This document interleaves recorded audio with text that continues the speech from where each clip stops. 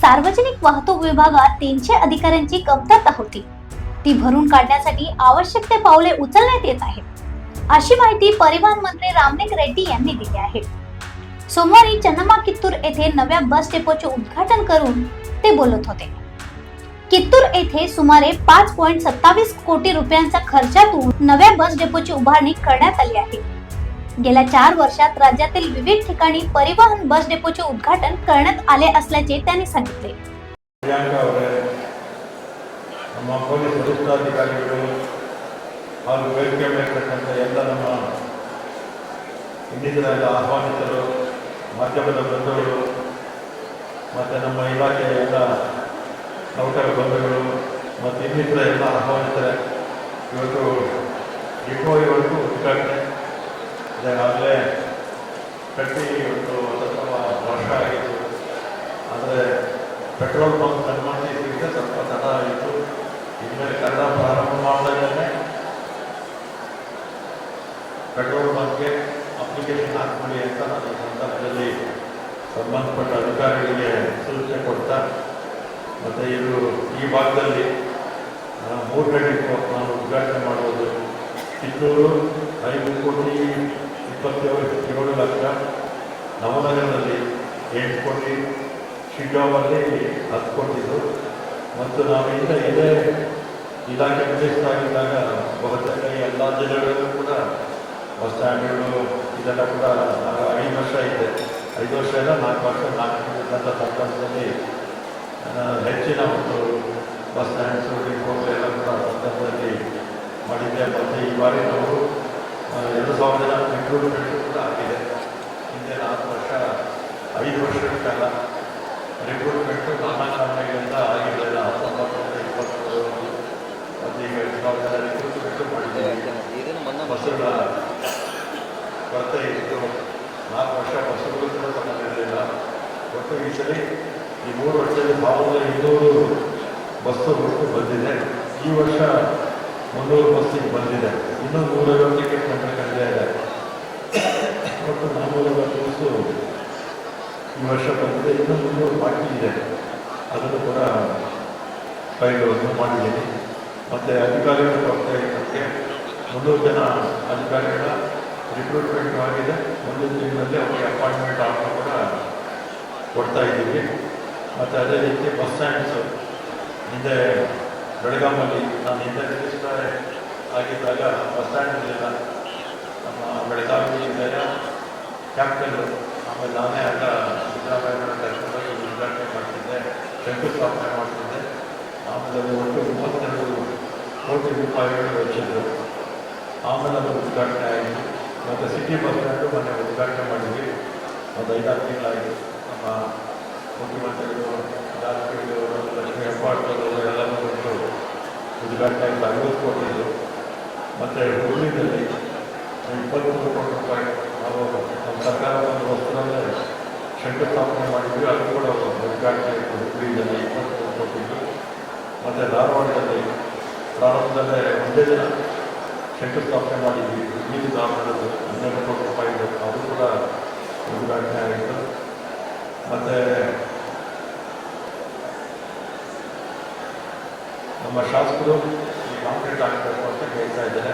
ಅದೊಂದು ಆಗಬೇಕು. ಮತ್ತು ನಾನು ನಮ್ಮ MD ತಿಂಗಳು ಮುಂಚೆ ಹೇಳಿದೆ, ಶಾಲಾ ಮಕ್ಕಳಿಗೆ ವಿಶೇಷವಾಗಿ ಶಾಲೆ ಪ್ರಾರಂಭ ಆಗೋ ಸಮಯದಲ್ಲಿ, ಶಾಲೆ ಬಿಡೋ ಸಮಯದಲ್ಲಿ ತೊಂದರೆ ಆಗದ ರೀತಿ ಏನಾದರೂ ಒಂದು ಕಾರ್ಯಕ್ರಮ ಮಾಡಿಕೊಡಿ ಅಂತ ಹೇಳಿದ್ದೀನಿ. ಆ ಟೈಮಲ್ಲಿ ಬಸ್ ಶಾಲೆಗೆ ಹೋಗುವಾಗ, ಶಾಲೆ ಬಿಟ್ಟು ಮನೆಗೆ ಹೋಗುವಾಗ ಹಾಕಿ ಅಂತ ಹೇಳಿದ್ದೀನಿ. ಕೇಳಿ ನಮ್ಮ ಕಿತ್ತೂರು ಚರಿತ್ರೆಯಲ್ಲಿ ಉಳಿಯುವಂಥ ಹೆಸರು ಕಿತ್ತೂರು ರಾणी. यावेळी आमदार बाबासाहेब पाटील यांनीही आपले मते व्यक्त केली. चन्नम्मा-कित्तूर येथे बस डेपो उभारण्याची मागणी अनेक वर्षांपासून होत होती आणि ती परिवहन मंत्री रामलिंग रेड्डी यांनी पूर्ण केली आहे, असे त्यांनी नमूद केले. पुढे बोलताना त्यांनी सांगितले की विद्यार्थ्यांना उच्च शिक्षणासाठी बेळगाव किंवा धारवाड येथे जावे लागते. मात्र विद्यार्थ्यांना कोणतीही अडचण येऊ नये यासाठी आवश्यक उपाययोजना केल्या जातील. पूर्वी कित्तूर डेपोला जुन्या बस दिल्या जात होत्या, मात्र आता 15 नवीन बस उपलब्ध करून देण्यात आले आहेत. याचा आनंद असल्याचे त्यांनी सांगितले.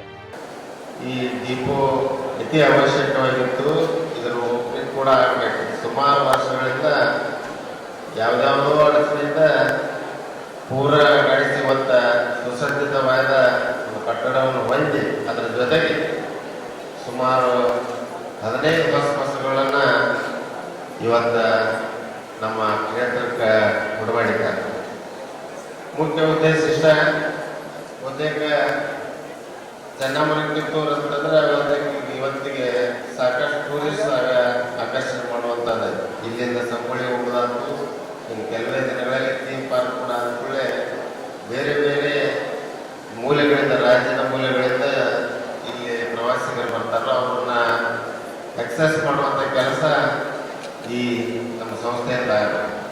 ಅದರ ಜೊತೆಗೆ ಬಹುಮುಖ್ಯವಾದಂತಂದ್ರೆ ನಮ್ಮ ವಿದ್ಯಾರ್ಥಿಗಳು ಬಹುತೇಕ ಈ ಪಟ್ಟಣದಿಂದ ಸುಮಾರು 35ರಿಂದ 40 ಸಣ್ಣ ಹಳ್ಳಿಗಳು ಬರ್ತಾವೆ. ಹಳ್ಳಿಗಳಿಂದ ಏನೋ ಎಜುಕೇಶನ್ ಬರ್ಬೇಕಾದ್ರೆ ಬಹುತೇಕ ಎಲ್ಲ ವಿದ್ಯಾರ್ಥಿಗಳು ಇಲ್ಲಿಗೆ ಬರಬೇಕು. ಹೈಯರ್ ಎಜುಕೇಶನ್ ಇಲ್ಲಿಂದ ಬೆಳಗಾವಿಗೆ ಹೋಗ್ಬೇಕು, ಇಲ್ಲಿಂದ ಧಾರವಾಡಕ್ಕೆ ಹೋಗ್ಬೇಕು.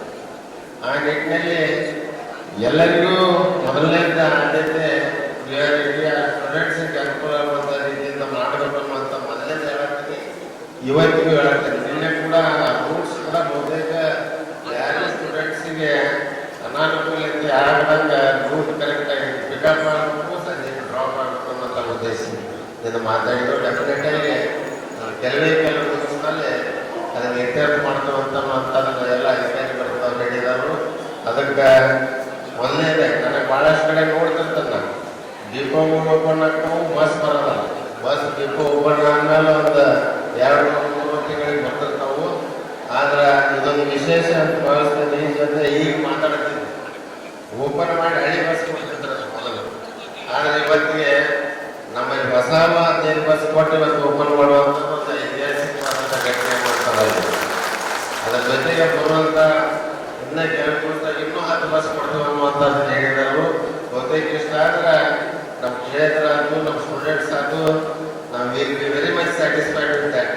ಅದಕ್ಕೆ ಹೆಚ್ಚಿಗೆ ಮಾತನಾಡಿದ ಇನ್ನೂ ಕೆಲವು ಸಣ್ಣ ಪುಟ್ಟ ಇವು ಮಂತ್ರಿ ಅವ್ರ ಜೊತೆ ಮಾತಾಡಿದ್ರು. ಬರುವಂಥ ದಿವಸಗಳಲ್ಲಿ ಪ್ಲಾಟ್ಫಾರ್ಮ್ ಅಥವಾ ಅದನ್ನಾಯ್ತು ಇಬ್ಬರು ಕ್ರೆಡಿಟ್ಸ್ ಆಗಬೇಕಾಗಿದ್ದಾವೆ. ಅವನು 1 by 1 ಮಾಡೋಣ ಅನ್ನುವಂಥದ್ದನ್ನು ಹೇಳಿದರು. ಅದಕ್ಕೆ ಹೆಚ್ಚಿಗೆ ಮಾತನಾಡಿದ ಸಾಹೇಬರಿಗೆ ಕೂಡ, ಯಾಕಂದ್ರೆ ಮುಂದೆ ಇನ್ನೊಂದು ಕಾರ್ಯಕ್ರಮ ಹೋಗ್ಬೇಕಾಗೈತೆ ಅವರಿಗೂ. ಅದರ ಸಲುವಾಗಿ ನಾ ಎಲ್ಲ ಈ ಕ್ಷೇತ್ರದ ಜನತೆ ಪರವಾಗಿ ಅವರಿಗೆ ಮತ್ತೊಮ್ಮೆ ನಾನು ಹೇಳಕ್ಕೆ ಪ್ರಯತ್ನ ಮಾಡ್ತೀನಿ. ಯಾಕಂದ್ರೆ ನಮಗೆ ಬಸ್ ಡಿಪೋಕ್ಕಿಂತ ಬಸ್ಗಳ ಅವಶ್ಯಕತೆ ಇರ್ತಿತ್ತು. ಅದನ್ನು ಡೆಫಿನೆಟ್ಲಿ ಪರ್ಫೆಕ್ಟಾಗಿ ನಮ್ಮ ಹನುಮಣ್ಣವರಾಯ್ತು, ಕೈಗೆ ಅವರು ಸಾಹೇಬರಿದ್ದಾರೆ. ಸಾಕಷ್ಟು ಸಲ ರಿಕ್ವೆಸ್ಟ್ ಮಾಡ್ಕೊತಿದ್ವಿ, ಅವು ಹಂಗೆ ಬಂದು ಬಿಟ್ಟಿದ್ದು. ಆದರೆ ಇವತ್ತು ಅವ್ರು ಎಲ್ಲನೂ ನಿಗ್ರಿಸಿ ಉದ್ಘಾಟನೆ ಮಾಡುವಂಥದ್ದಾಗೆ. ಆದರೆ ಇನ್ನೂ 10 ಬಸ್ಸು ಕೊಡಬೇಕು, 2 ಮಿನಿ ಬಸ್ ಲೋಕಲ್ ಅಡ್ಡಾಡಕ್ಕೆ ಕೊಡಬೇಕು ಅಂತ ಹೇಳಿದ್ದೇನೆ. ಡೆಫಿನೆಟಾಗಿ ಪೂರೈಕೆ ಮಾಡ್ತೀನಿ ಅಂತ ಹೇಳಿದರು. ಅದಕ್ಕೆ ಅವ್ರ ಈ ಕೆಲಸವನ್ನು ಮಾಡಿದ್ದಕ್ಕೆ ಎಲ್ಲರಿಗೂ ಮತ್ತೊಮ್ಮೆ ನನ್ನ ಹೃತ್ಪೂರ್ವಕವಾದ ಅಭಿನಂದನೆಗಳನ್ನು ಹೇಳ್ತಾ, ಮುಂದೆ ಸಾರಿಗೆ ಸಚಿವರು ಮುಂದೆ ಪ್ರಯಾಣಗಳಂತ ಹೆಚ್ಚಿಗೆ ಮಾತನಾಡಿದ. या कार्यक्रमाला परिवहन महामंडळाचे उपाध्यक्ष सुनील हनुमन्नवर, परिवहन विभागाचे व्यवस्थापकीय संचालक प्रियंका तसेच इतर मान्यवर उपस्थित होते.